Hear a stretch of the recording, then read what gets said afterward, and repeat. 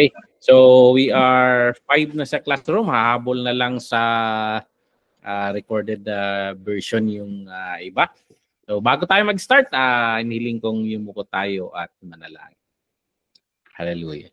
Lord, maraming salamat, Lord, sa gabing ito na may pagpapatuloy na naman namin ng aming pag-aaral. Medyo naudlot sa ilang sessions, Lord, dahil sa conflict of schedule. But maraming salamat, Lord. We are here again to study an overview of the book of Ephesians. Lord, i-bless mo ang aming aralin, Lord, para maunawaan namin ang mga nangyayari sa likod ng mga binabasa namin. At mas maunawaan namin, Lord, yung mga point na gusto mong iparating sa mga unang Kristiyano during that time, and we can mirror from them, Lord, and apply the lessons sa aming pang-araw-araw na buhay sa panahon namin.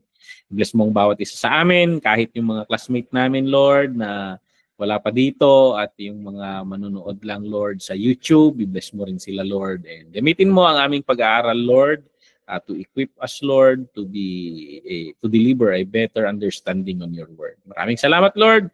We ask the Holy Spirit na siyang gumabay sa aming discussion ngayong gabi. Hinihiling namin sa pangalan ni Jesus. Amen. I-con ko lang yung notes natin. Nasa Book of Ephesians na tayo. And this is one of the prison epistles.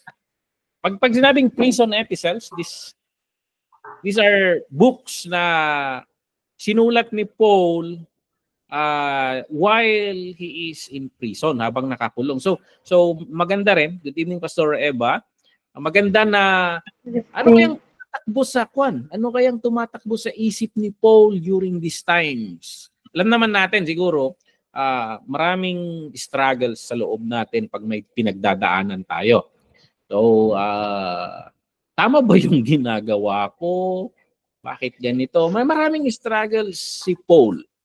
Maraming struggles si Paul. And tayo rin, pag may pinagdadaanan tayo, and most of the time, sa mga mahihirap na bagay na dinadaanan natin, minsan, hindi tayo aware pero mas intimate ang Panginoon sa atin. During those times, mas nakaka-encounter pala natin ang Panginoon sa mga down times. So, si Paul during this time, habang nakakulong, and ang nakasulat dito sa Ephesians, yun yung mga tumatakbo sa isip niya. Especially that he wrote this letter to the people of Ephesus na wala siyang ina-address na issue. He's just, natutuwa lang siya sa kanila, and he is just pouring out yung heart niya sa kanila. So, ayan. Makikita natin ang background ng church na ito sa Acts chapter 18. This is a church na malapit sa puso ni Paul because directly involved siya sa pioneering nito. So, ilang beses rin siyang pumupunta dito. And sinasabi nga nila, magkakapitbahay kasi ito sa mga churches na binabanggit, yung 7 churches sa Revelation. Magkakapitbahay, and possible raw na sa missionary journey ni Paul, ito yung mga na-pioneer during that time. Magkakapitbahay na mga malalaking ministry during that time. So, ayan, we all know Paul na pumupunta muna siya sa mga synagogues, and pag hindi siya tinatanggap, nag-shift siya sa mga Gentiles. So, ayan. Sa ministry ni Paul, mabunga yung ministry niya dito sa Ephesus. So, makikita natin na maraming mga himala, signs, wonders, and miracles. To the point na etong mga magicians, sabi dito, magicians or people of power, may mga kakayanan or religious leaders rin ng other mga paniniwala, maraming naliligtas sa kanila. Makikita nyo rin ito sa Acts 19:18-19. Meron pa nga yung bumibili sa kanya na binibili niya yung kakayahang pag inilihans yung kamay, mabaptize sila in the Spirit. And then Paul rebuked that person. So, pag makikita natin dito na during that time, talagang kumilos ang Panginoon, just like Jerusalem time also siguro na thousands ang mga naliligtas. Kasi sabi the word of the Lord grew mightily and prevailed. So talagang kumalat yung salita ng Panginoon and people are responding. So, ayan. Ang nangyari, actually, in reality, religion is a business. If you go to, ako nag-aral ako sa Quiapo, Santa Cruz, Manila, and kapitbahay namin yung Quiapo Church. And sa paligid ng Quiapo Church, everything is business doon. Bibili ka ng mga ribulto, mga rosaryo, mga prayer books. And even if you go there for prayer, doon ka bibili ng mga candles, nandun na lahat. Mga agimat, mga gayuma, daming binibenta doon. Halo-halo na. Ano pa, mga pampalaglag, lahat nandun. Ang daming religion minsan sinasakyan yan ng business. And itong Church of Ephesus or the city of Ephesus, kilala yan sa mga malaking religion during those times. And gumagawa sila ng mga replika ng mga ribulto nila. And dahil sa gospel, dahil sa proclamation ng gospel, natamaan yung negosyo. Wala nang bibili ng ribulto, wala nang bibili ng agimat, wala nang bibili kung ano-anong abubot nila sa religion nila. Because people are being saved and nahihimas-masan sila na hindi pala tama yon. So, yun yung nangyari. And si Demetrius, isang, ito, namamanday, si Silversmith, sabi dito. Siya yung nagpasimuno ng riot against Paul. Kasi naapektuhan na niya ni Paul ang ekonomiya. So makikita natin yan sa Acts 19:29 to 41. Makikita natin yung kwento diyan and maybe that is a reason na nakulong si Paul during this time. So iniisip ni Paul na wala, nakakagulo na ata rito, aalis na, but somehow maybe the Lord want him to stay more doon. Tumagal pa siya doon. So the Lord may ma-experience si Paul na ganyan eh. Gusto niyang puntahan ng isang lugar and then sasabihin ng Holy Spirit na no. So maybe sa case dito, gusto niyang umalis, sinabi naman ng Panginoon na no. So maybe ganun siguro yung context. But he was imprisoned when he wrote this letter. So kahit nakakulong siya, na nababalitaan niya siguro na tuloy pa rin yung paglago ng ebanghelyo, yung pag-respond ng mga tao, tuloy pa rin. So, medyo may pagkatuwa yung tono ni Paul dito sa sulat na ito. Okay? So, nabanggit naman natin last time na isa ang Ephesus sa mga top 5 cities of the Roman Empire. Alexandria, Antioch, Corinth, Rome. So, ayan, Ephesus. Those are the famous cities during those times, mga mayayamang cities. And, ayan, tinarget rin ni Paul. So, strategist rin si Paul when it comes to ministry with the guidance of the Holy Spirit. So ayan, very, very strategic si Paul. Kung ano yung dinadalanan ng, yung daanan ng mga, tawag nito, trades. Siyempre, ang point ni Paul, in and out ang mga tao pag na tatanggap nila ang ebanghelyo, na uunawaan nila. Pag umalis sila, dala-dala nila ang mabuting balita na dadala sa ibang mundo. So that is a strategy of Paul also. So napakayaman kasi ng city na ito. So we all know trade routes yan, trade routes. So, and nandyan yung nasa seating yan ang the temple for the goddess Diana na dinarayo ng maraming turista. I think even to this day, we can see the ruins of this temple. Dinadayo pa rin ng turista up to now. So, sabi nila, bahagi raw yan ng 7 wonders of the ancient world. So, talagang hanggang ngayon, dinarayo pa rin yan. kung nagagandahan ang tao sa ruins, how much more in its glorious days. So, yan. Sa city na yan, maraming Jews and diaspora Jews. Yung mga, siyempre, Jews are businessmen. Mahilig sa negosyo ang mga Hudyo. So, big cities, may mga synagogues to eh. Kasi may mga, you go to Manila, in the city of Makati, there is a synagogue there. Because this is a business center. Ganun ang Hudyo. Ganun ang Hudyo. May synagogue dun sa Makati. So, bakit dun? Ganyan yan mag-isip ang mga Hudyo. So, negosyante yung mga yan. So, now, dito, dahil maraming mga Kristiyano rin na sikat noon na itinerant ministers, Aquila and Priscilla are business people also.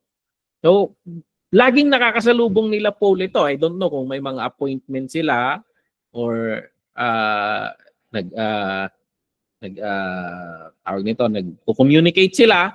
So, siguro nag-chat kay Aquila. Aquila, kita-kits sa Starbucks sa Ephesus.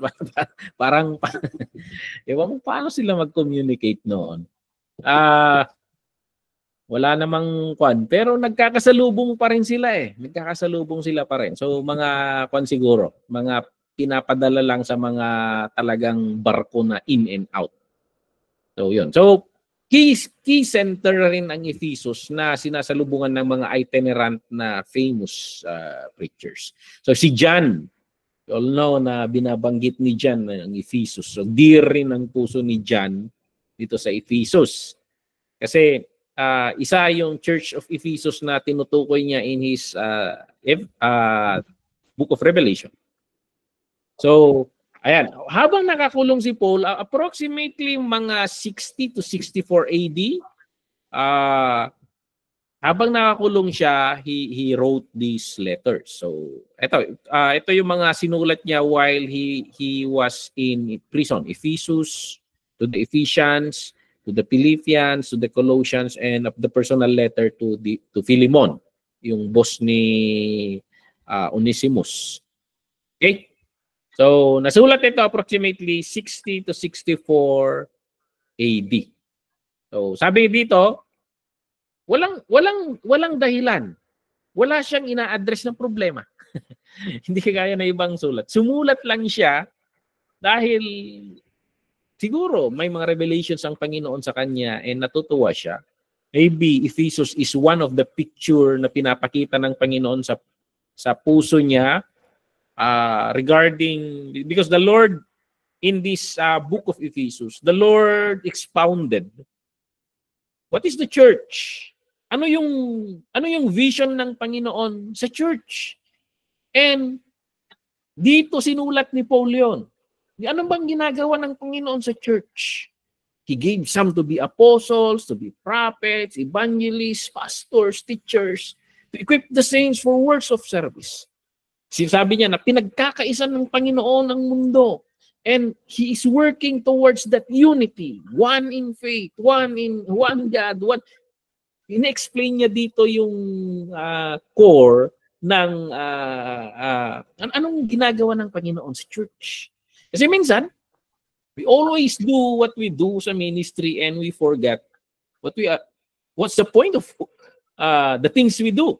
So, dito sinulat ni Paul yung comprehensive understanding regarding the plan of God for the church. So, ayan. Jump tayo. So, at least nagkaroon tayo ng perspective doon. So, tingnan natin yung mga main themes.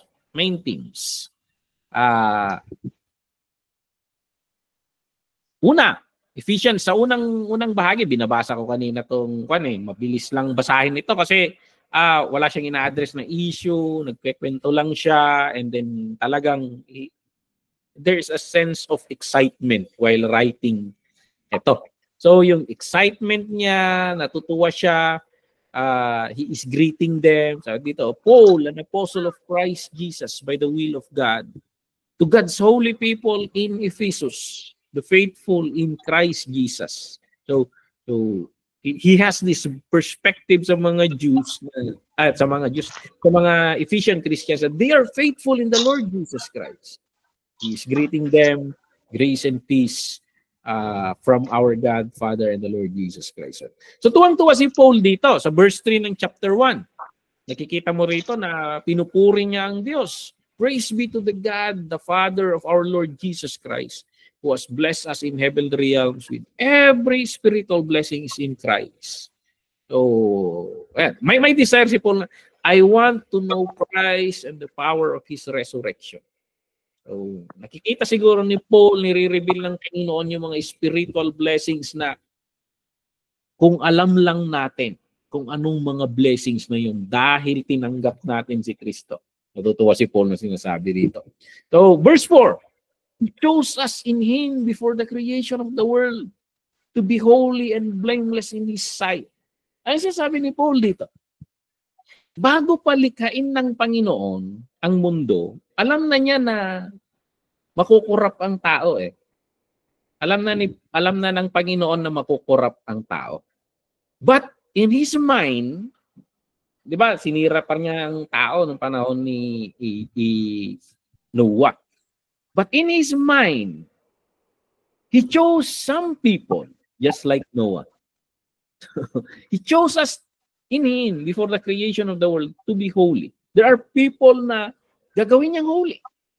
Blameless in His sight. So parang paano mangyayari yon na maging holy ang mga tao in His sight? Not on their own works. But He will do something that will make them holy, that will make them blameless sa pananaw, sa harap ng Panginoon. In love, sabi niya, He predestined us for adoption to sonship. Parang inisip na niya na may mga tao, and we call this the church, na aampunin ko tong mga to. Aampunin ko. So he talks collectively. Kasi minsan nagkakaroon ng hirap sa pag-interpret ng mga text na ito kasi we interpret them individually. Kaya in-interpret natin na parang may pinili na ang Diyos noon pa man. No, he is talking on the church collectively. He predestined that this group of people would be adopted into sonship. Yan yung sinasabi niya collectively. Through Jesus Christ. Just because they responded. The church, the ecclesia, the fellowship of those who responded. So yun. He predestined for adoption to sonship. Parang dinesisyonan na ng Panginoon na magiging mga anak ko to. Darating ang panahon na kukuha ko ng mga itong grupo ito, gagawin kong mga anak ko. So, ayan, through Jesus Christ, in accordance with His pleasure and will, to the praise of His glorious grace, so, which He freely given us in the one He loves. So, take note, you read this collectively. Okay? You read it as a whole. Parang Israel, sana. When He talk about Israel, He talks collectively. May mga pasaway rin naman na Israelita, di ba? May mga pasaway rin na hindi sumusunod sa Panginoon. But he will always talk to Israel as the collective Israel, na yung mga sumusunod sa Kanya. In Him, we have redemption through His blood, the forgiveness of sins. So sinasabi na ni Paul na inisip na ng Panginoon to eh. Tutubusin niya itong mga taong ito. Patatawarin niya ang kasalanan nila. And actually, that was already given in the book of Genesis.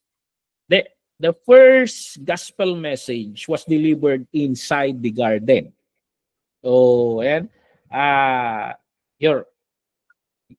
your seed will crush the head of the serpent and he will bite your heel. The gospel was already given doon. So yung sinasabi niya na yung blood of Christ, parang ganun, dinisisyonan na talaga ng Panginoon in His grace. Nababawiin niya rin ang sangkatauhan. Okay, so ayan. Ipinakilala niya, sabi sa verse 9, He made known to us the mystery of His will, according to His good pleasure, which He purposed in Christ. Kung pag-aaralan natin ito, the mystery of His will na tinutukoy dito, Actually, maraming propeta sa Old Testament na hindi maintindihan ito, and they call it the mystery. So hindi nila maintindihan ano bang ginagawa ng Diyos.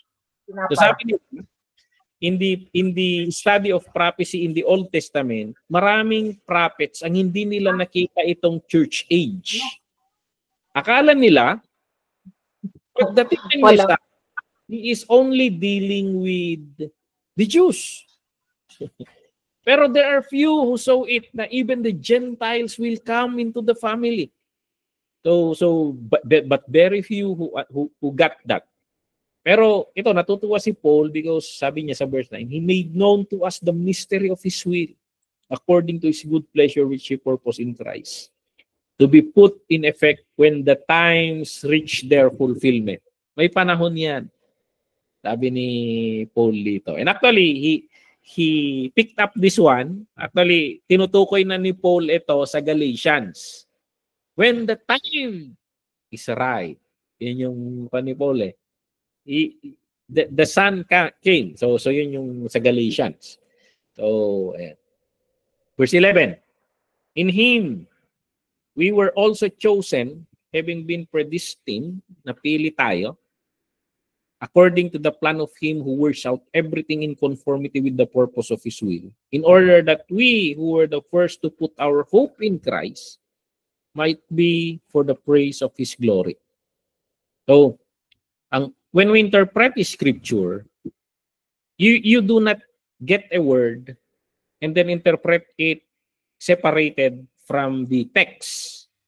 So, diyan nagkakaaway-away the context of predestined because dito nag-aaway-away na sa topic ng predestined. No. Always ground it on the context kung paano ginagamit ng nagsulat. In Him, we were also chosen, having been predestined according to the plan of Him who works out everything in conformity with the purpose of His will. Ibig sabihin, dinisisyonan na ng Panginoon yung mangyayaring yon. Ni-interpret kasi natin yan predestination minsan na pine-personalize natin. So may predestined na ang Panginoon na malalaglag, may predestined rin na makukuha. Parang ganon. That's not the point of Paul dito. The predestination of His plans, the predestination of His purpose. Ibig sabihin, gagawin ko to. Sinabi ng Panginoon. So, we put that context in understanding this text.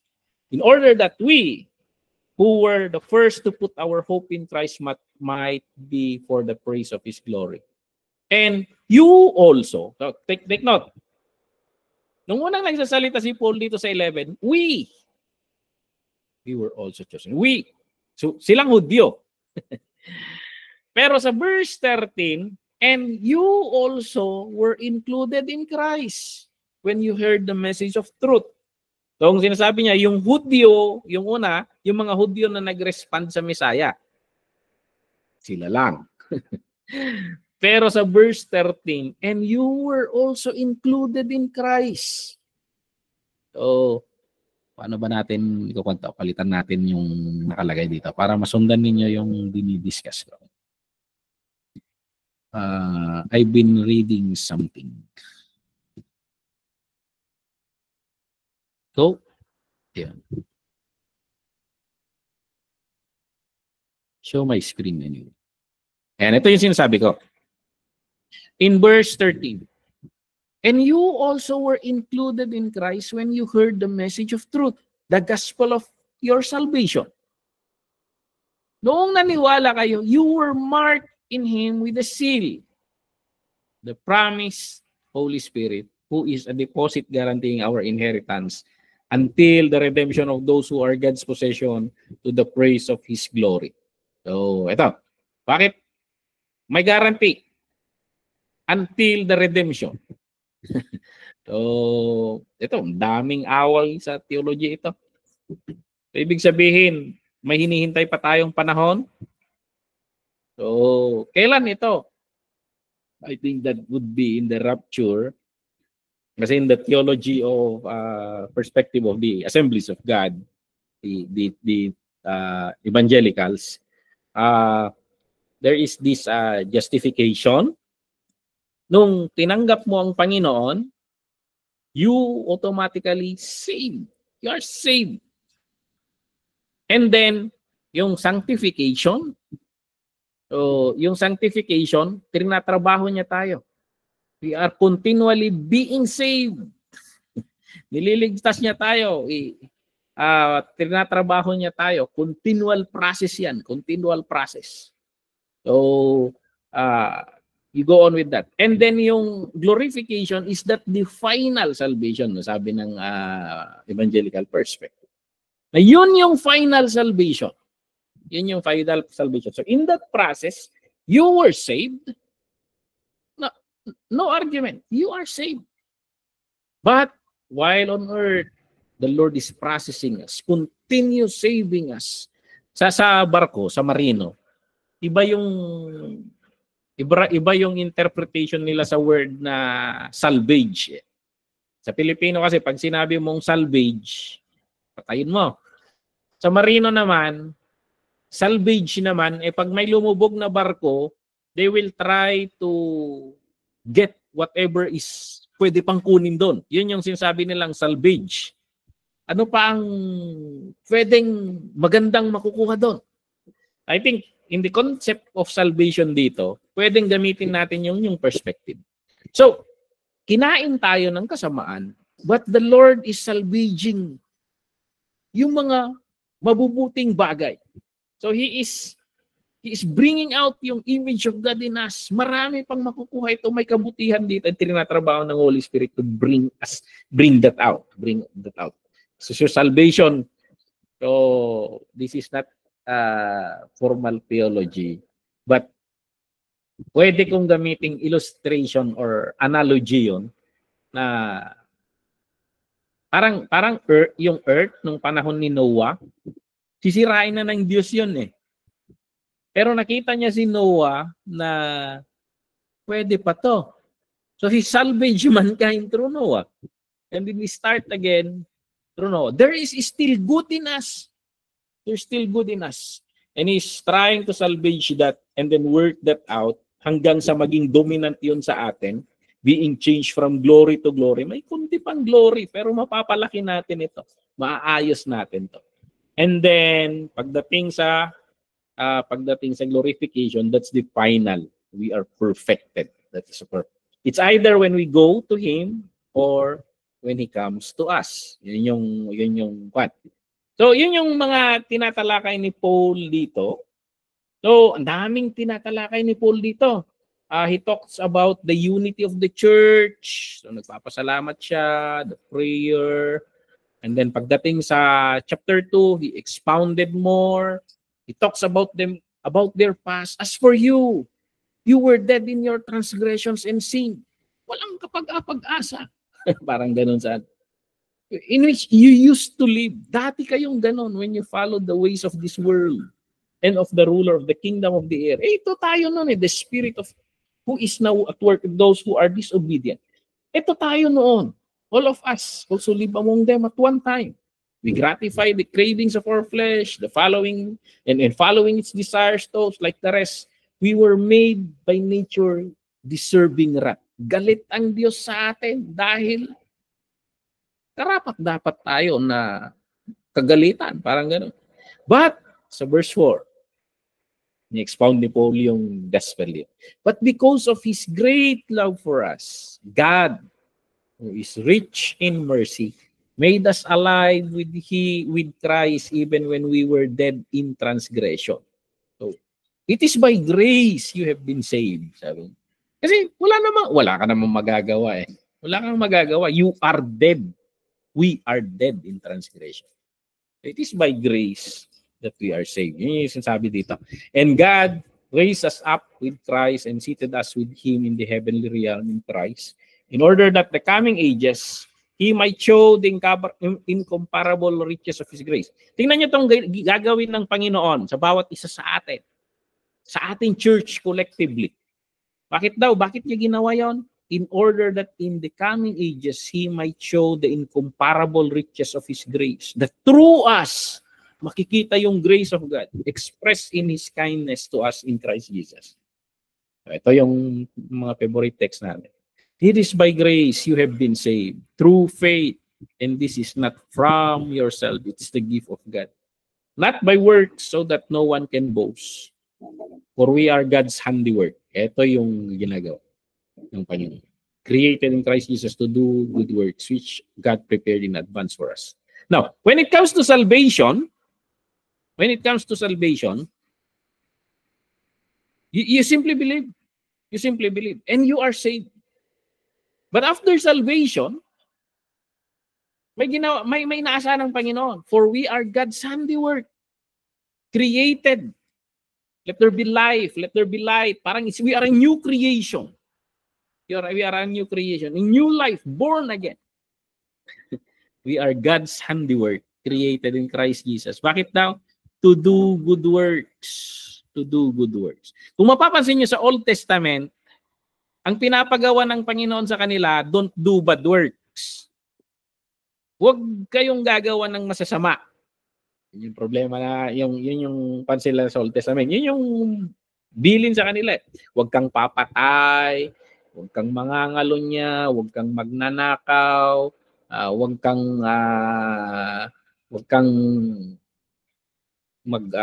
yung covet yung pag-ari-arian ng iba. Para gano'n. Puro huwag mong gagawin. Do not do bad works. Pero in the New Testament, hindi natin pinag-uusapan yung bad works. Why? Because the Lord solved that. You cannot do it anyway. Pero ang batas ng Panginoon ngayon, do good works. So, it's the same coin, but different sides. The same coin, but different sides of it. Parang, imbis na sabihin ng Panginoon na huwag kang pumatay. Sinasabi niya, magmahal ka. Kung mahal mo, huwag mong patayin. So parang he push us to do good works rather than avoid bad works. Parang ganon yung perspective dito. He prepared in advance for us to do. Sabi ito. Kaya minsan, pag may mga temptation na nakakaharap natin, minsan tinitingnan natin ang temptation na negative things, but we may look at it in this different perspective. Temptations are opportunities to do the good things. Natitempt kang gawin yung masama? No. That is an opportunity to do the right thing. And with that, you prove that you are in the kingdom of light. So, yan. parang ganon. So, ayan. Dati, tinutukoy, dito, you always interpret it. You try to understand what he is saying in the entire context.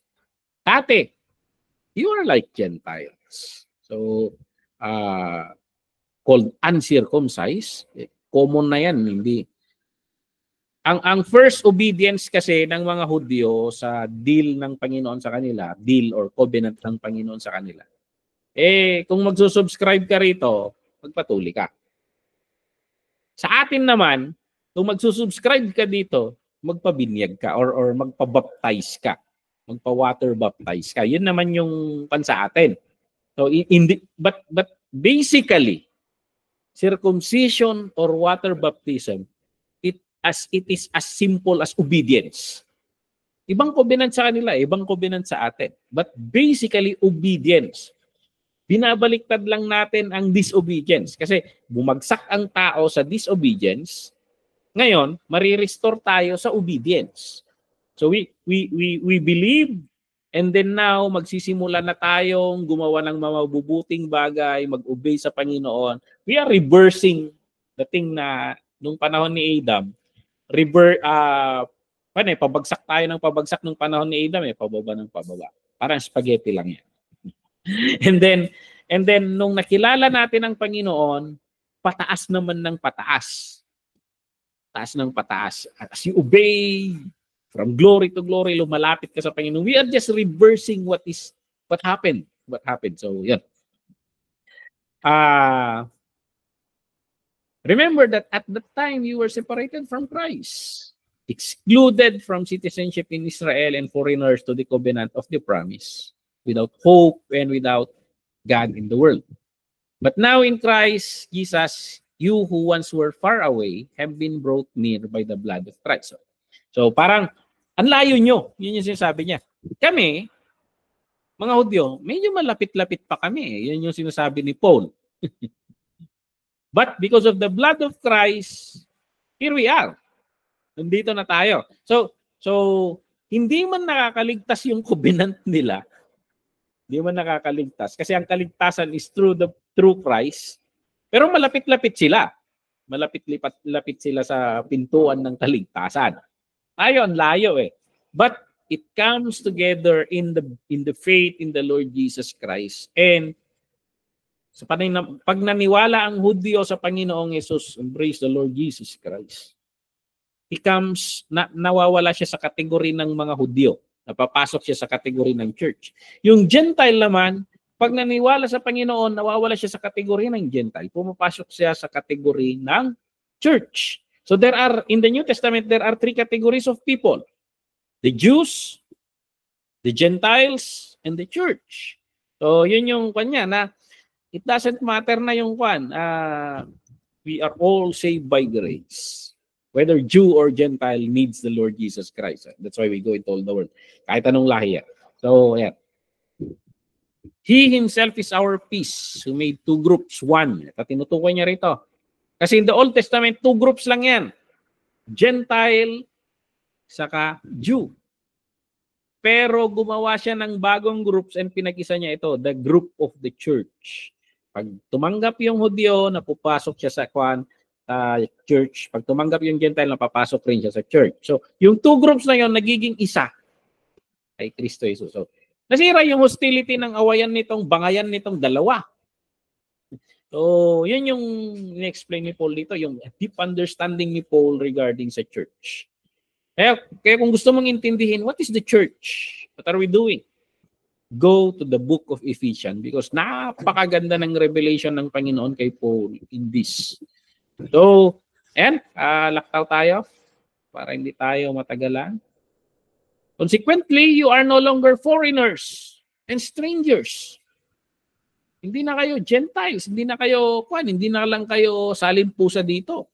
Kasi dati, for example, Cornelius, God-fearer siya eh. Gentile siya, pero he fears the God of the Jews. Malapit-lapit rin siya sa pintuan. Pero salimpusa lang yun eh. Hindi naman part ng covenant. So, but through the Lord Jesus Christ, hindi na lang sila salimpusa.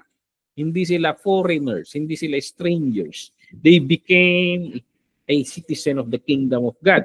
You are no longer foreigners and strangers, but fellow citizens with God's people, the Jews, and also members of his household, built on the foundation of the apostles and the prophets, with Christ Jesus himself as the chief cornerstone. So yung sa engineering kasi nila noong ancient, may chief cornerstone. Pag sinabi nilang chief cornerstone, yun yung isang poste, cornerstone, na pagpapaternan nila ng mga bato para makuha nila yung tamang alignment. So parang si Jesus Christ, yun yung pattern natin ng buhay natin para naka-align tayo sa Diyos. So yun. So siya yung chief cornerstone. In him who the building is joined together and rises to become the holy temple in the Lord. Ano tong holy temple? The new temple of the Lord is the church collectively. So don't you know that you are the temple of the Holy Spirit? The church is now the house of the Spirit of the Lord. Kaya mga imageries ng mga apostles, Peter talks about the temple. We are living stones put together, sabi niya, building this temple. So sinasabi ni Peter yan. So ngayon, the church collectively, yan yung pinananahanan, nilagay ng Panginoon yung Holy Spirit niya yan. So in the book of Acts, di ba, Sa Exodus, meron yung pillar of fire. And then, nandun lang. And then, nasa paligid yung mga tao. But in the book of Acts, bumaba yung pillar of fire, yung fire, and then it splits into many small fires sa bawat isa sa kanila. So, na-distribute. So, when we come together in fellowship, pag nagkakaisa yung church, nabubuo natin yung pillar of that. Nabubuo natin yung naibigay sa akin na giftings of the Holy Spirit. Na pagkakaisa natin yan, it becomes one. So, ayan, kaya napakahalaga ng fellowship. Pag hindi ka nagjo-join ng fellowship, pinagkakait mo yung giftings na ilagay ng Panginoon sa iyo. Hindi kompleto ang church pag wala ka. Parang gano'n. In Him, you two are built together to become a dwelling in which God lives by His Spirit. So yan, napakaganda na ina-explain ni Paul dito in this context regarding the church. So, anong plano ng Panginoon sa Gentiles? So, plano ng Panginoon na ipagkaisa rin ito. So, the mystery is that through the gospel, the Gentiles are heirs together with Israel. Kasali rin sila. Sa pamamagitan ng magandang balita ni Kristo, magkakasama ang Hudyo at Israel, pareho silang tagapagmana ng mga bagay-bagay ng Diyos. Yan yung mystery na hindi nila maintindihan ng Old Testament. Kasi in the Old Testament, akala nila Jews lang. So, that's why we go into all the world para malaman rin nila na tagapagmana rin sila ng Diyos if they respond. So, ayan. I became a servant of this gospel by gift of God's grace given to me through the work of His power. Yung sinasabi ni Paul na, kaya tinatrabaho ko to. So, ayan, tinawag ako na to reach out. And tayo, mga apostles, they were sent to reach out, go into all the world. Now, salot tayo. Ang ganda ng pagkaka-explain niya rito. Punta tayo sa chapter 4. Unity and maturity in the body of Christ. So, ang body of Christ, wasak-wasak yan. Immature yan. But the Lord is working noon pang panahon ni Paul na ang aim ng Panginoon is that church should unify. That the church should become mature. So, yan. As the prisoner of the Lord, then I urge you to live life worthy of the calling you have received. Ano yung calling natin? We are called unto salvation. Someone died for us. Let us live worthy of that. Be completely humble and gentle. Be patient, bearing with one another in love. Minsan sa church, if we don't bear one another in love, we will not fulfill itong unity. So, kanya-kanyang unity tayo dyan. But, we are called to love. We are called to humble, to be gentle, dahan-dahan, to be patient, to bear one another in love. Because ito ang ginagawa ng Panginoon at sana hindi tayo ang panira sa ginagawa ng Panginoon. Yan yung sinasabi ni Paul dito. Make every effort to keep the unity of the Spirit through the bond of peace. So, Paul is trying to encourage the Ephesians na mag-work together. Work together. There is one body. One Spirit. Iisa yan. Huwag niyong makake.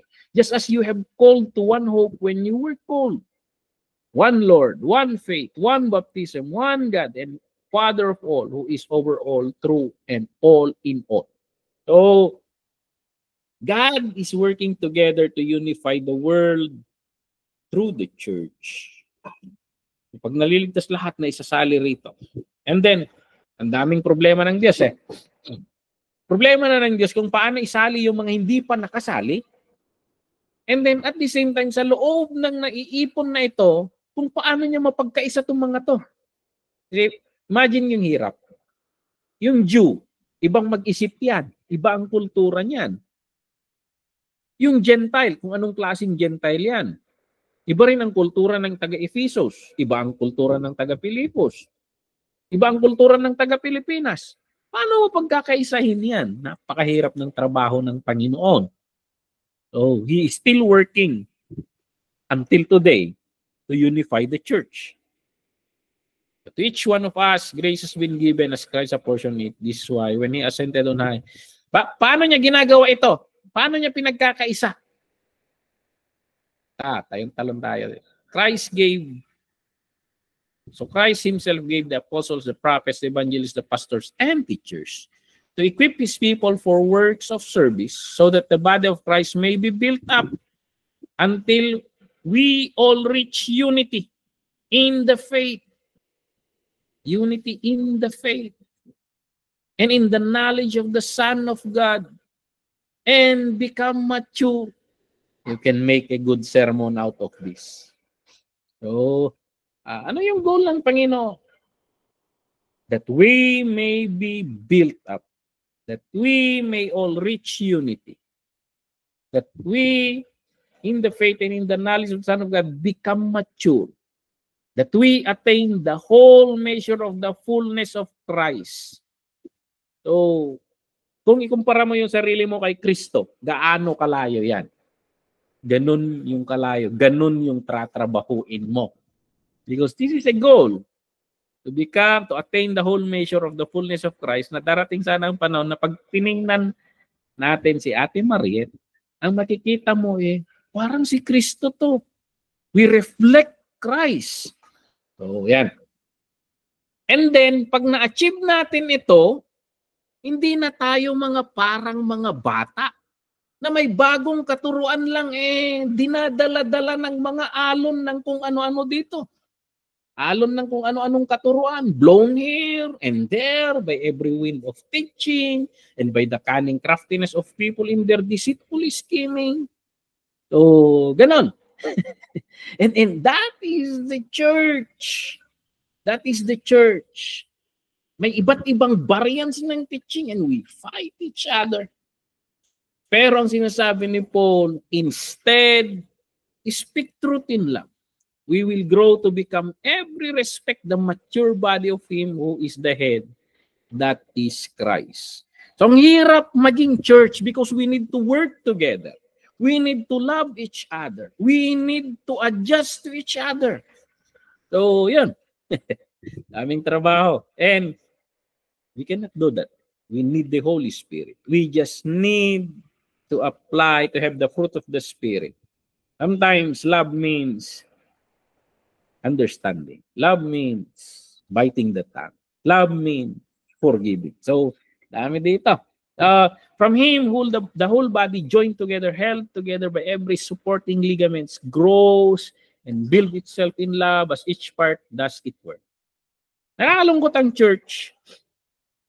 Ang church, imbis na nagkakaisa, pag may hindi pagkakaunawan, split up. So, the Lord is trying to join and the church is trying to split itself. So, parang ganun nakakalungkot na daming sekta na ng Kristyanismo ngayon. Ang daming factions na natin. Daming factions na natin and in worldwide, that is very sad. That is very sad. And ayan, and hindi ko alam kung paano natin maaabot ito. Now, paano tayo mamumuhay? I think connected dito. Kasi pag hindi natin ito, I tell you this, sabi ni Paul, and insist on it in the Lord, that you must no longer live as the Gentiles do in the futility of their thinking. Kasi maraming Christians, though they are saved, they live as the Gentiles do. So yun yung one. I tell you this and insist on it in the Lord that you must no longer live as the Gentiles. So it means some in Ephesus are Christians, same people, but they live as if they are Gentiles. They are darkened in their understanding and separated from the life of God because of the ignorance that is in them due to hardening of the hearts, having lost sensitivity They have given themselves over to sensuality so as to indulge every kind of impurity, and they are full of greed. So parang same. Naligtas nga, tinanggap ang Panginoon, pero walang pakakitaan. Same lang. Sinasabi ni Paul dito, I insist on it in the Lord that you must no longer live as Gentiles do. So, you will live as a believer, not to be saved, but because you are saved. So, may pinagkaiba yun, ha? Kasi yung iba, they try to do good works to be saved. Sa atin, we are saved. Therefore, we must live as saved. Gawin natin yung tamang pamumuhay dahil ligtas tayo. So yan yung sinasabi ni Paul dito. That, however, is not the way of life you learned when you heard about Christ, and were taught in Him in accordance with the truth that is in Jesus. Ang naituro sa inyo, kaugnay sa dating pamumuhay ninyo, tanggalin nyo yan. Tanggalin nyo ang lumang pamumuhay. Isuot ninyo ang bagong katauhan. Sinasabi nito. Yung lumang pamumuhay kasi corrupted na yan, naagnas na yan. So, be made new in the attitudes of your mind. Put on the new self, created to be like God in true righteousness and holiness. Ano ang gagawin natin? Ito. Therefore, each of you must put off falsehood and speak truthfully to your neighbor. So, kung normal ang pagsisinungaling noon, pag magsinungaling, nag-aaral kami ng Bible School, yung batch namin, naging katuwaan nila yung kwan. Naging katuwaan yung naglilinlangan ba and ginagawang katatawanan.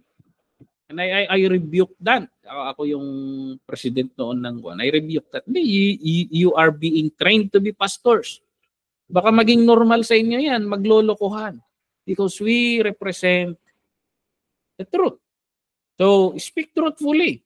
Maging kaugalian nyo yan. Anyway, nagpapatawa lang ako, sasabihin mo, pero kailan sila maniniwala? Speak truthfully.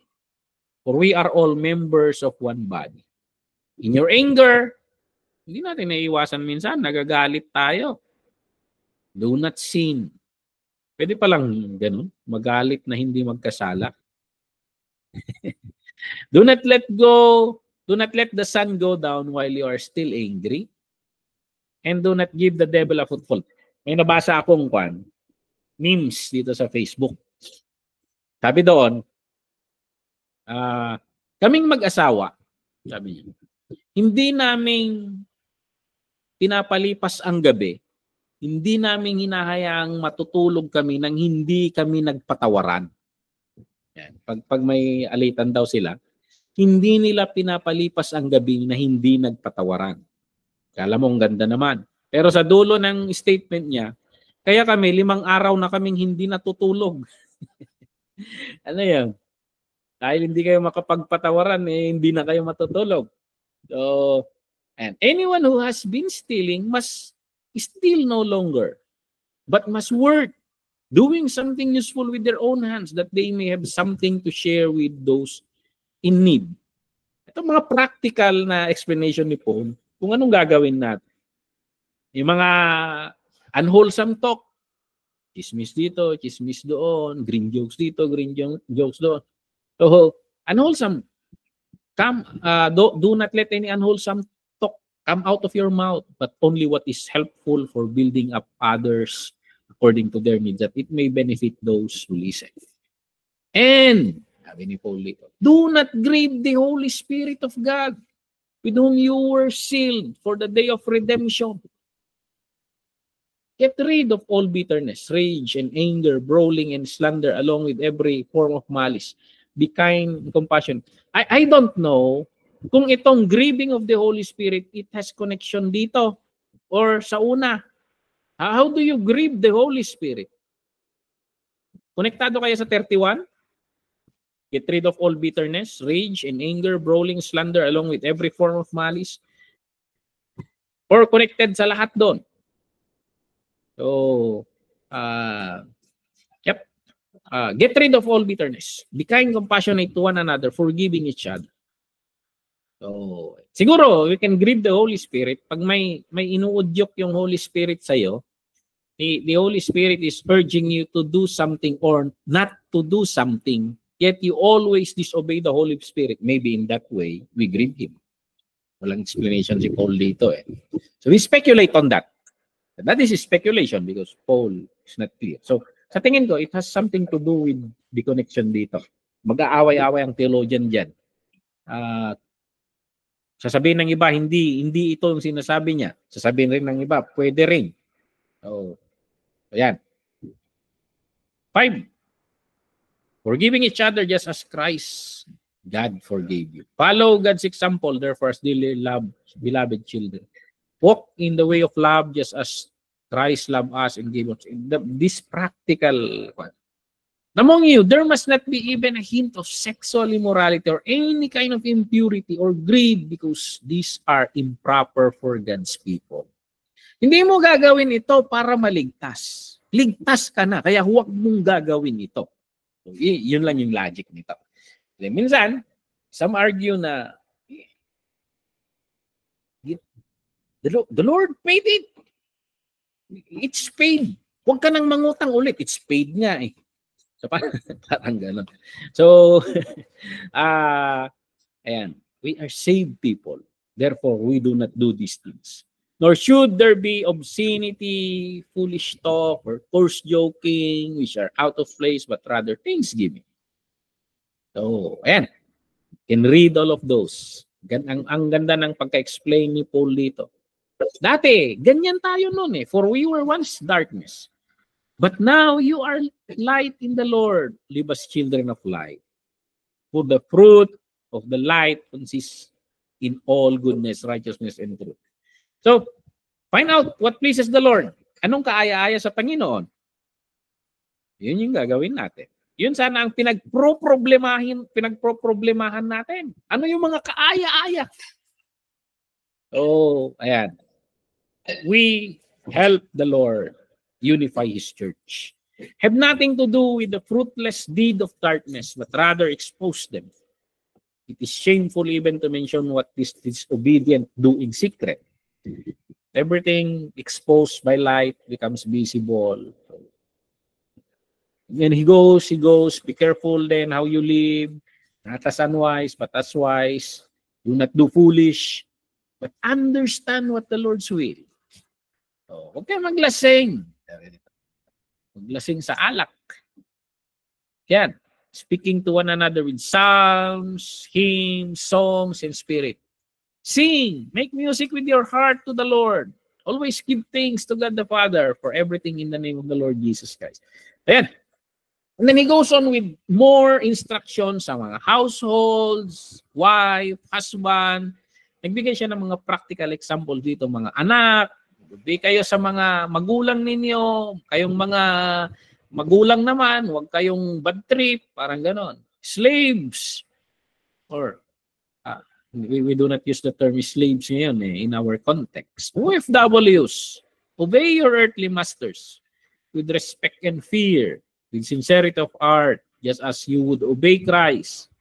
Obey them, not only to win their favor when their eye is on you, but as slaves of Christ, doing the will of God from your heart. Serve wholeheartedly as if you were serving the Lord, not people. Palitan mo na lang yung slaves ng OFW. And you have a sermon for next Sunday. And masters, ito, sermonan nyo yung mga boss ninyo. Masters, treat your slaves in same way. Do not threaten them, since you know that he who is both masters yours in heaven, and there is no favoritism in you. So, yan. Finally, be strong in the Lord. Ano sinasabi ni Paul dito? He used a metaphor of a soldier. Be strong in the Lord. Paano maging strong in the Lord? Put on the full armor of God. What's that? Ano yung armor of God? The full armor of God, para hindi tayo maatake ng kaaway. Sabi niya rito, stand firm them with the belt of truth. Let truth be always with us. May mga nakikita ako noon na They do spiritual actions. I'm wearing now the belt of truth. Parang paganon pa sila eh. So, hindi ganun yun. This is just a metaphor. Ibig sabihin niya, yung buhay mo, yun yung parang sundalo ka sana, mahalaga kasi yung belt eh, doon nakasabit yung espada mo, doon nakasabit yung chest armor mo, lahat nandun.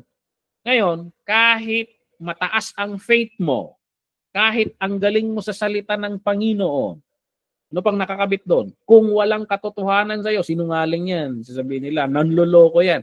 Walang gamit yung mga yun. Bagsak lahat yan. Yun yung sinasabi niya. So sa sundalo, during that time, Roman soldier, foot soldier, hindi niya may susuot yung mga armor niya pag wala yung truth. So, parang yun yung pinaka-core na sinasabi ni Paul dito. So yung buhay natin, makatotohanan sana tayo lahat sa isip, sa salita at sa gawa. Ano pa? Breastplate of righteousness. So, ano yung breastplate of righteousness? Minsan, bubulungan ka ni Satanas. Oh, alam ko yung yung ginawa mo. Now, pag yung buhay natin, isinasabuhay natin yung righteousness, we always align with God. We always do the right thing. Uray niya yung may bagbagan ni Satanas kaniya. Kumkumtat dayta because I know my life is aligned with God. So, and of course, we have the righteousness of God in us na binigay niya from the cross, the righteousness of Christ. But dito, this is our life. Spiritually, we are made righteous. So sana manifesting yan. Nagmamanifest rin. Suot natin yan as armor natin. Yan yung sinasabi dito. Now, suot natin yung boots natin. Ano yung boots natin? Yung kahandaan to bring the gospel of peace. The gospel of peace. You know how to, the good news, na the Lord is offering peace even to those who are enemies of the kingdom. So, yung readiness to go into all the world and preach the gospel. The readiness to preach the gospel of peace, reconciliation, the message of reconciliation. Yan yung sinasabi niya yan. So, and ano pa? Shield of faith. Shield of faith. Sa dami ng natutunan mo sa Panginoon, nakilala mo na siya, stand in faith. Yun yung sinasabi niya rito. Kung sabi ng Panginoon, Lord, wala na naman akong supply, wala na naman akong pera, wala na naman ganito. Pero alam mo, yung sinasabi ng Panginoon na He will supply all your needs. Ayun, yun yung mga shield of kwan. Wala. Sabi-sabi lang ng Panginoon yan. Hindi. This is the shield of faith. Sinabi ng Panginoon ito, totoo ito. So you stand in faith, yung mga pagkakilala mo sa Panginoon. He is faithful to His words. He will supply all our needs. Ano pa? Shield of faith and sasangga natin yung atake ng kaaway. Helmet of salvation. Your understanding of salvation. Your understanding of salvation. Di ba tayo nawala? Okay. Minsan, maraming hindi naintindihan itong salvation nila. May dumating na bagong teaching, parang hindi na sila saved. You should understand that when you believe in the Lord Jesus Christ, you are saved. Ito yung problema ng Galatians.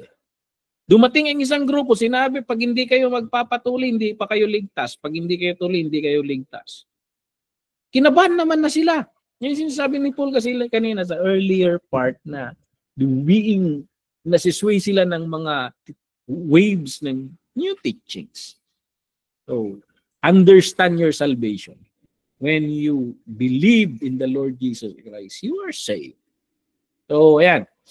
Master Salvation 101. So, ang salvation natin, we believe in the Lord Jesus Christ. We repent of our sins.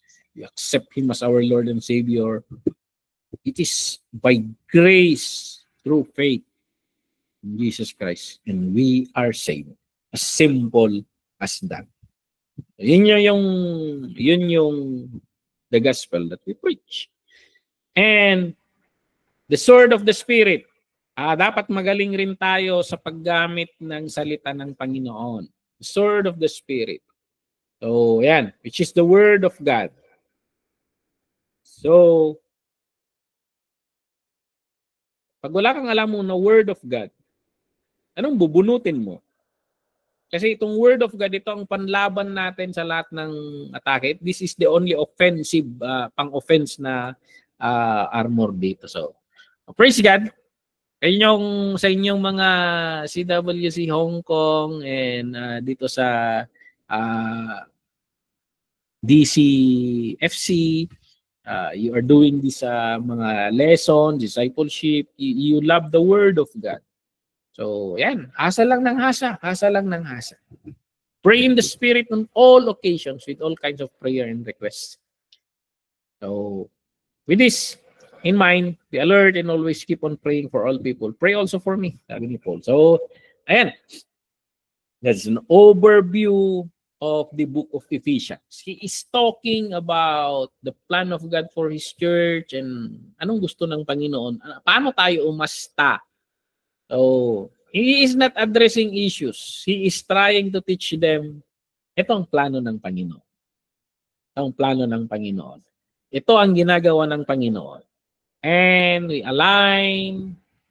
Doon sa seminar namin sa Baguio, and our teacher there, Dr. Tony Chuang, illustrate niya, ang buhay natin ay parang gitara. So, okay, gitara tayo ng Panginoon. Binili tayo ng Panginoon, gitara niya tayo. And then, illustrate niya doon. Somehow, sa paglipas ng panahon, minsan normal na out of tune yung gitara. So, pag hindi tayo nag-a-align sa Panginoon, hindi natin pag out of tune yung walk natin sa Panginoon na out of tune tayo. Out of tune tayo. And imagine, sabi niya, you sing a song, ang ganda, and then na out of tune, yung isang string na out of tune, iba na. Hanggang sa hindi na magsunod yung... So yung sinasabi niya, hindi lang enough na pag-aari ka ng Panginoon. You need to be in tune with the Lord. So when the Lord play music with your life, play music out of you to this world, hindi siya sintonado. Yun yung kanya. So, that is what we do. We do not in tune ourselves to be saved. No, we are saved. That's why we tune ourselves with the Lord. So, yun. Unity, tinutukoy ni Paul yung unity, tinutukoy niya yung identity ng church, nag-e-exhort siya kung paano tayo mamuhay, and then inilalatag niya yung tamang pananampalataya para maprotektahan sila sa ako. So, may doctrinal part itong Ephesians, the blessings of Christ, the grace through faith, unity in Christ, revelation of the mystery, doctrinal things yan. And napakarami ring practical side. So yung kung mapapansin yun si Paul, ganito lagi yung pattern niya. He talks about the gospel sa unang bahagi ng epistle niya, doctrinal. I-establish niya yung mga doctrines, understanding of the gospel. And then, on the next part of everything that he writes, so far, yung pinag-aralan natin, mula Romans, napansin ko yung pattern na yon. He talks about doctrine, and then yung later part niya, he talks about how should we live that out. Romans, he talks about salvation, the nature, paano tayo niligtas ng Panginoon, all have sinned, fall short of the glory of God, and then niligtas tayo ng Panginoon. Pagpalo sa chapter 12, in view of the goodness of God, offer yourself as a living sacrifice. And then practicals na yung mga sumunod. And that is what he is doing na naman dito in the book of Ephesians. In the practical part, nalaman natin yung lahat ng kabutihan ng Panginoon sa atin. The practical part, unity in diversity. Magkakaiba man tayo, magkaisa tayo. Chapter 4 yan. Chapter 4, verse 1 to 16. Tinukoy niya rito yung new life in Christ. Paano mamuhay? I-reject natin ang kasalanan, mamuhay tayo bilang mga anak ng liwanag. Chapter 4, verse 17 to chapter 5, verse 20 yan. And then, household codes. Paano tayo mamuhay sa mga bahay natin bilang mga pamilya? Mga asawa, mag-submit kayo sa mga asawa ninyong lalaki, mga anak, yung mga magulang nyo, honor your parents, kayo ng magulang, wag nyo i-exasperate. Mga katulong, mga ganon. He talks about it. Spiritual warfare. Talks about that also. But spiritual warfare, sometimes, the way we live naturally, actually, yun yung nagpapanalo sa atin sa spiritual warfare. When we live according to the truth, when we live in alignment with righteousness, when we live in faith, when we live according to the understanding of salvation, pag equip tayo dyan, we are always victorious in the spiritual warfare. So yun yung kabuuan ng the book of Ephesians. Actually, the book of Ephesians is as a pastor, this is one of my favorite books because it made me understand what is the gospel. It made me understand what is my role. He gave some to be apostles, prophet, pastors, evangelists, prophets, apostles, prophets, evangelists, pastors, and teachers to equip the saints. It gave me freedom. Because I understood that my job is to equip the saints, not to do the works of ministry. So, I'm equipping them. I'm trying to make them understand itong ginagawa ng Panginoon. And then pag nauunawaan nila, I'm pushing them, you need to do that because that is the work of ministry. Ilihan sa pandasik, they will recover. Ang tinuturo ng Panginoon, you do the work of ministry. Huwag niya akong tawagin. Magaling na kayo, you do the work of ministry. So yun yung pinupush ko ngayon na it gave me freedom na ito yung plano ng Panginoon. Na sa kanilang mga pamilya, pag nilalagnat yung anak mo, anak ng amo mo or yung amo mo, hindi mo na ipapatawag si Pastora Eva. Because actually, the Holy Spirit na kay Pastora Eva is the same Holy Spirit na nasa iyo and naintindihan mo na you are equipped. You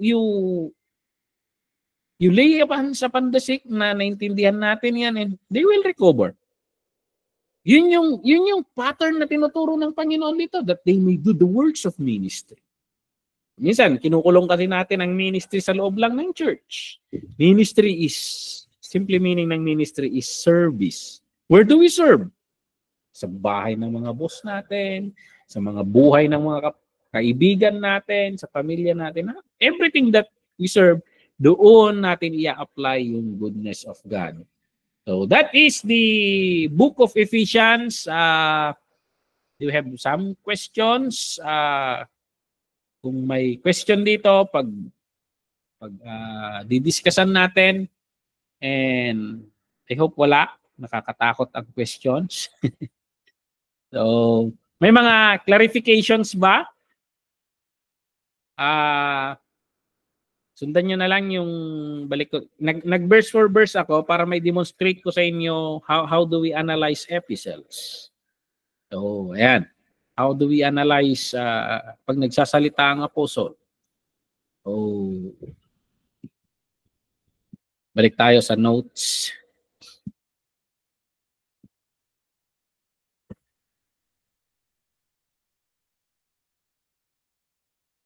Okay. So yan, Ephesians, nandito yung kwan. Tingnan na lang rin ninyo itong breakdown dito kasi sinandan ko sa verse by verse approach. But ito, dito, portion focuses on 9 things that we experience as believers. As believers, we were chosen.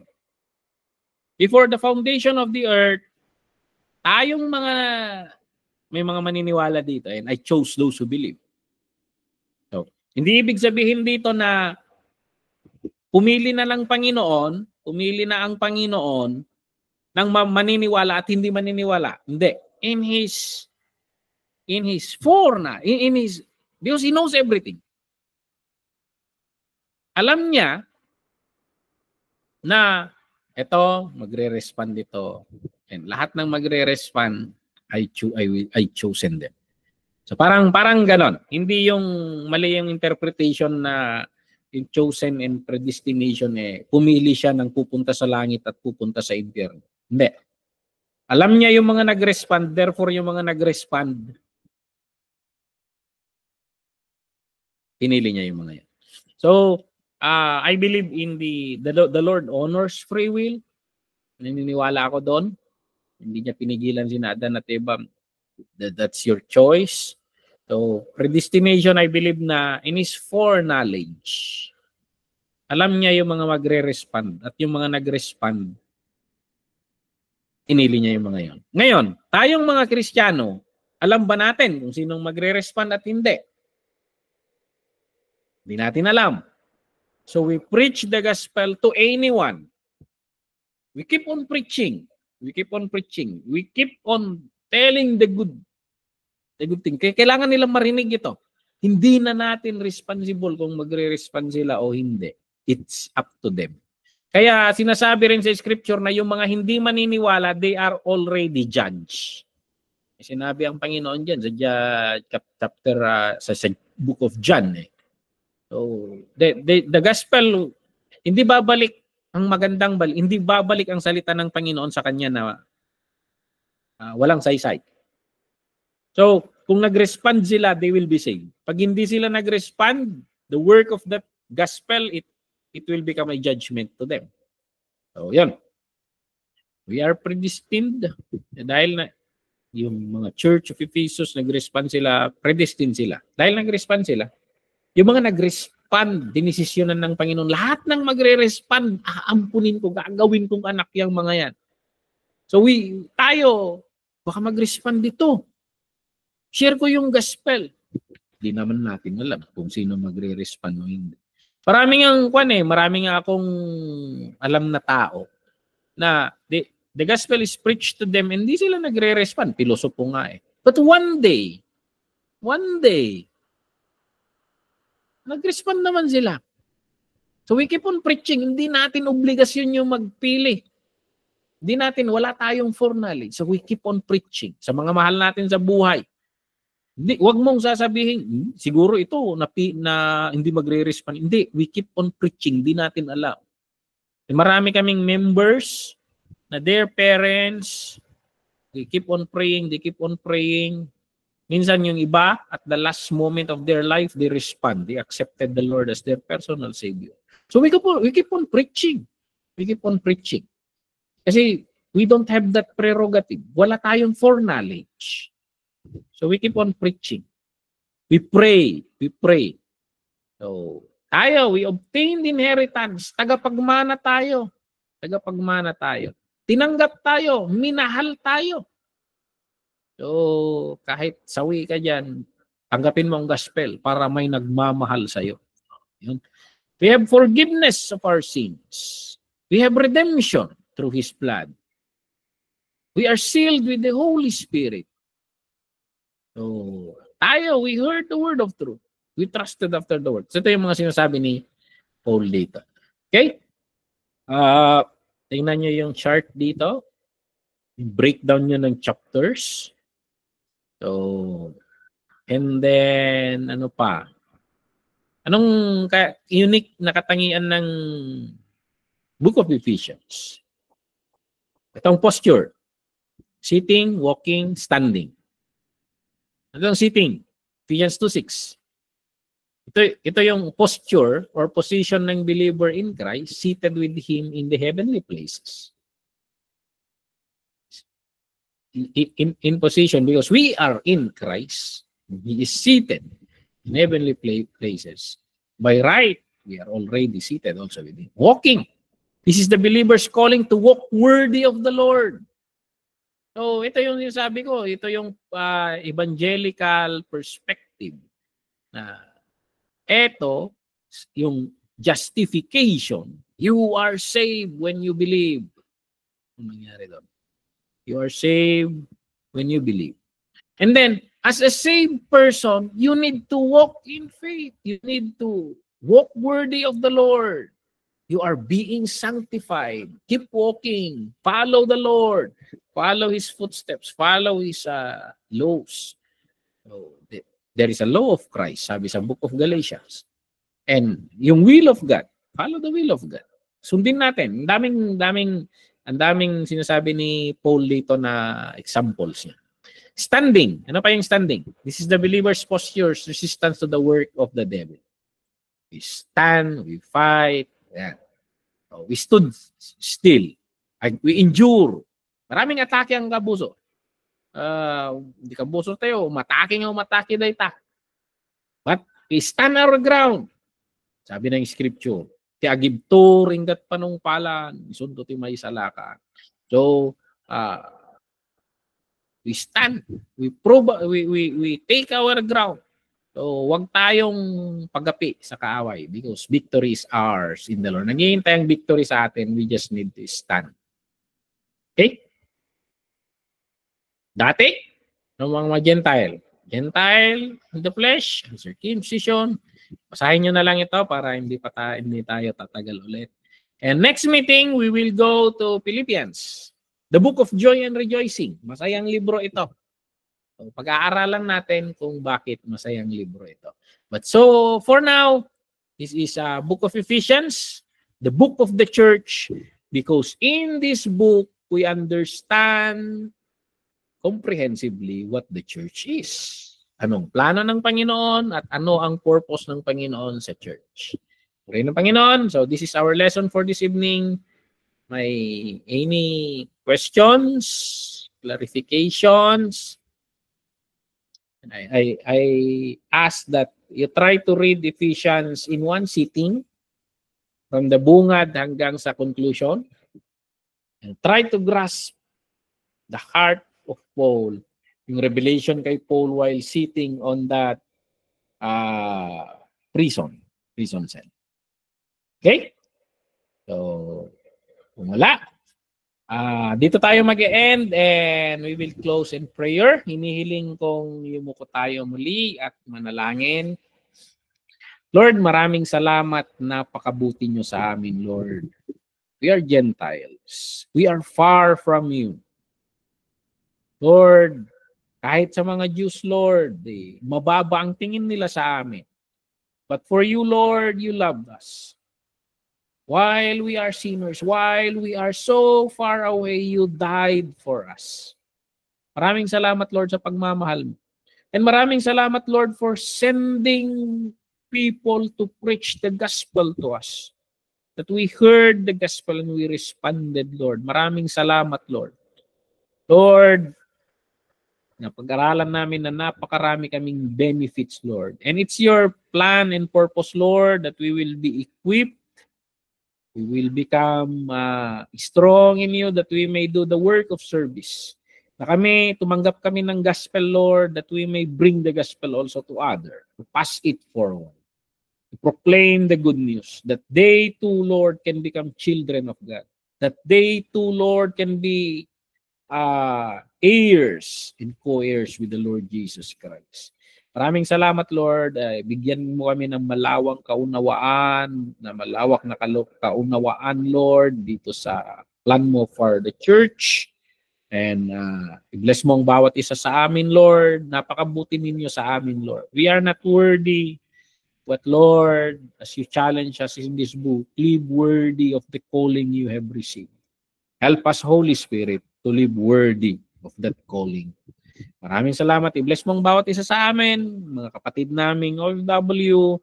Papahinga sila ngayong gabi, Lord. And you restore their health, their strength, Lord, para sa mga gawain na naman nila bukas. And that they will shine, Lord, sa pagsuserve nila sa mga amo nila. I pray, Lord, na sa pamilya ng amo nila, the gospel will be seen through their lives. Use them, Lord. Just like the servant of Naaman, Lord, na nagbigay lang ng tip, Lord, na there is a God of Israel. Bless mo ang bawat isa, kahit sa mga classmate namin na susubaybay, Lord, sa YouTube. You work, you speak in our heart habang pinapanood nila ito. Bless mo ang bawat isa sa amin, itong hiniling namin sa pangalan ni Jesus. Amen and amen. So, that's it. Magandang gabi sa ating lahat. Amen. Amen. Happy Father's Day. Happy Father's Day. Thank you. Kaya nga. Oo nga pala. Happy